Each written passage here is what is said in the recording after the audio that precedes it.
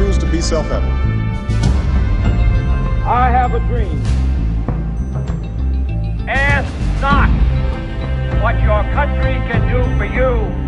Ask what you can do for your country. Welcome to Principles of Government. We have two essential questions for this movie. What is government and what is its purpose? What ideas and traditions influenced American government? Observing that government is the greatest of all reflections on human nature, James Madison argued in the Federalist Papers number 51 that if men were angels, no government would be necessary. Individual humans have different perspectives that, without government, and often even in its presence, inevitably leads to conflict. Governments seek both to minimize such conflict and to find common goals. While watching this video, I'd like you to keep Madison's quote in the back of your mind. Do you agree with his perspective? Let's begin with our first essential question. What is government? Government is the institution through which a society makes and enforces its public policies. Government is made up of those people who exercise its powers, all those who have authority and control over people. The public policies of government are, in short, all of those things a government decides to do. Governments must have power in order to make and carry out public policies. Public policies are all those things a government decides to do. Over the course of human history, the state has emerged as the dominant political unit throughout the world. The state can be defined as a body of people living in a defined territory, organized politically, that is, with a government, and with the power to make and enforce law without the consent of any higher authority. Every state in the world possesses 4 characteristics, each of which may vary widely from state to state. Used in this sense, the term state does not refer to one of the 50 states in the U.S. Instead, it stands closer in meaning to the terms country or nation. All such states, however, are characterized as having a population, a territory, a government, and sovereignty. A state must have people, but the size of a population does not determine whether or not a place is a state. States must have clearly defined and recognized borders. All states are politically organized. In other words, they have governments that issue and enforce rules for the people living within their territories. Every state also has sovereignty, or the supreme power to act within its territory and to control its external affairs. Sovereignty includes independence from other states, as well as the freedom to establish a form of government. How does government function in people's everyday lives? What role does it play? One of the most basic purposes of government is to guard its territory and its people against external threats, such as those posed by enemy states and terrorists. One of the chief tasks of government is to establish and maintain order within its territory, thereby securing the safety of people and property. To do this, governments establish laws and a means to enforce those laws. The ability of government to maintain order is closely tied to its ability to resolve conflicts. Our government uses politics and the judicial system for peaceful resolution of conflicts. Today, residents in most developed nations expect government to provide an array of services. The U.S. government, for example, spends billions of dollars every year on dozens of public policies and projects. People of the U.S. pay local, state, and national taxes to fund those services. Lastly, the government provides for the public good, or the general welfare. Through public participation, we're able to answer difficult questions and provide for those who need it the most. For centuries, historians, philosophers, and others have pondered the question of the origin of the state. What set of circumstances first brought it into being? Over time, many different answers have been offered, but history provides no conclusive evidence to support any of them. However, 4 theories have emerged as the most widely accepted explanations for the origin of the state. Many scholars have long believed that the state was born of force. They hold that one person or a small group claimed control over an area and forced all within it to submit to that person or group's rule. When the rule was established, all the basic elements of the state, population, territory, sovereignty, and government were present. Others claim that the state developed naturally out of the early family. They hold that the primitive family, of which one person was the head and thus the government, was the first stage in political development. Over countless centuries, the original family became a network of related families, a clan. In time, the clan became a tribe, and when the tribe first turned to agriculture and gave up its nomadic, wandering ways, tying itself to the land, the state was born. The theory of divine right was widely accepted in much of the Western world from the 15th through the 18th century. It held that God created the state and that God had given those of royal birth a divine right to rule. The people were bound to obey their ruler as they would God. Opposition to the divine right of kings was both treason and a mortal sin. During the 17th century, philosophers began to question this theory. Much of the thought upon which present-day democracies rest began as a challenge to the theory of divine right. In terms of the American political system, the most significant of the theories of the origin of the state is that of social contract, hence why I have this starred. Human beings overcame their unpleasant conditions by agreeing with one another to create a state. By contract, people within a given area agreed to give up to the state as much power as was needed to promote the safety and well-being of all. For example, we have the Constitution. In short, the social contract theory argues that the state arose out of a voluntary act of free people. It holds that the state exists only to serve the will of the people, that they are the sole source of political power, and that they are free to give or to withhold that power as they choose from the government. The theory may seem somewhat far-fetched today. The great concepts that this theory promoted, however, popular sovereignty, limited government, individual rights, they were immensely important to the shaping of the American governmental system. Framers of our Constitution, the men who got together in Philadelphia to draft and create our Constitution, weren't just pulling things out of thin air.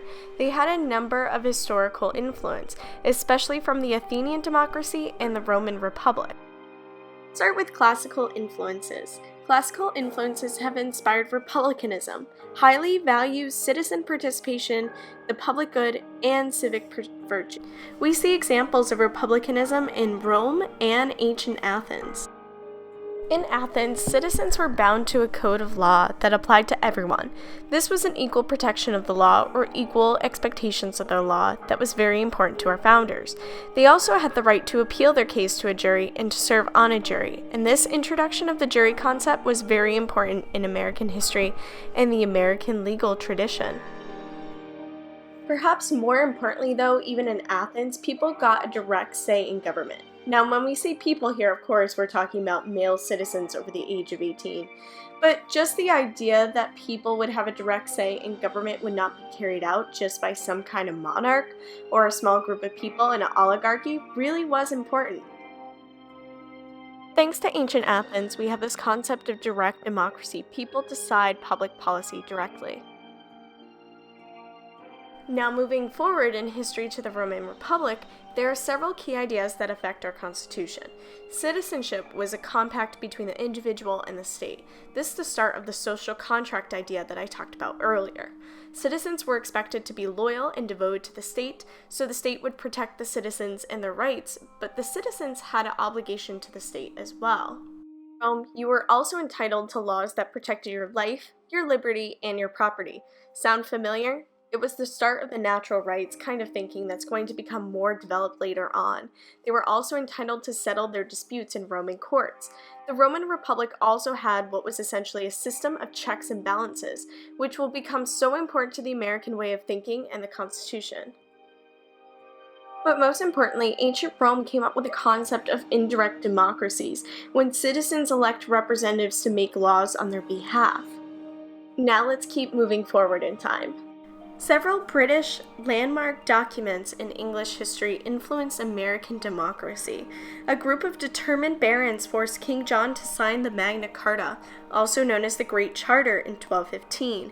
Weary of John's military campaigns and heavy taxes, the barons who prompted the Magna Carta were seeking protection against heavy-handed and arbitrary acts by the king. The Magna Carta included guarantees of such fundamental rights as trial by jury and due process of law. Those protections against the absolute power of the king were originally intended for the privileged class, but over time they became the rights of all English people and were incorporated into other documents. The Magna Carta established the critical idea that the monarch's power was not absolute. In 1628, when Charles I asked Parliament for more money and taxes, Parliament refused until he agreed to sign the Petition of Right. The Petition of Right limited the king's power in several ways. Most importantly, it demanded that the king no longer imprison or otherwise punish any person, but by the lawful judgment of his peers or by the law of the land. The document also insisted that the king may not impose martial law or military rule in times of peace or require homeowners to shelter the king's troops without their consent. The petition declared that no man should be compelled to make or yield any gift, loan, benevolence, tax, or such like charge without common consent by the Act of Parliament. The petition challenged the idea of the divine right of kings, declaring that even a monarch must obey the law of the land. In 1689, after years of revolt and turmoil, Parliament offered the crown to William and Mary of Orange. The events surrounding their ascent to the throne are known as the Glorious Revolution. To prevent abuse of power by William and Mary and all future monarchs, Parliament in 1689 drew up a list of provisions to which William and Mary had to agree. This document, the English Bill of Rights, prohibited a standing army in peacetime, except with the consent of Parliament, and required that all parliamentary elections be free. The English Bill of Rights also includes such guarantees as the right to a fair trial, as well as freedom from excessive bail and from cruel and unusual punishment. Our nation has built upon, changed, and added to those ideas and institutions that settlers brought here from England. Still, much in American government and politics today bears the stamps of those early English ideas. English traditions and colonial experiments in self-rule shaped American democracy, but there were other influences as well. Ideas would be key to transforming loyal English colonists first into revolutionaries and then into founders of a new nation. The framers were deeply concerned with liberty and individual rights. These ideas had very, very strong ties to the Enlightenment, an intellectual movement that took place in Europe during the 18th century, and are sometimes referred to as classical liberal concerns. Thomas Hobbes wrote The Leviathan. He argued that people were naturally cruel, greedy, and selfish. If not strictly controlled, the people would fight, they would rob, and they would oppress one another. People entered a social contract. That's an agreement where they gave up their freedom for organized society. Only a powerful government can ensure an orderly society. He also believed in absolute monarchy. John Locke thought that people were very reasonable and moral. He believed in natural rights, rights that belong to the humans at birth, such as life, liberty, and property.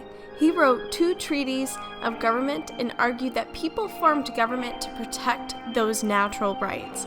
The best government, he believed, was one that had limited power. He rejected absolute monarchy. He also felt that government had an obligation to the people. If they violate that, they can be overthrown. Baron de Montesquieu criticized absolute monarchy. He published The Spirit of the Laws, which discussed governments in history. Baron de Montesquieu felt you should divide the government between 3 branches: legislative, executive, and judicial. These branches should have checks on each other's powers, also known as checks and balances. This profoundly affected the framers of the Constitution. Voltaire was an interesting French writer. He targeted corrupt officials and idle aristocrats. He battled inequality, injustice, and superstition. He detested slave trade and deplored religious prejudice. Most importantly, however, he defended freedom of speech, religious toleration, and separation of church and state. Lastly, Jean-Jacques Rousseau, the French writer of The Social Contract, believed that government is an agreement or a contract between the ruler and his people. Rule belonged to the people, essentially, and everyone must obey the general will. Alright, this concludes Principles of American Government. Take a peek at these things to answer. They'll be beneficial for studying in the near future. I'm extremely curious to see if any of you agree or disagree with James Madison's quote, "If men were angels, no government would be necessary." As always, if you have any questions in regards to this video, please feel free to email me or comment below.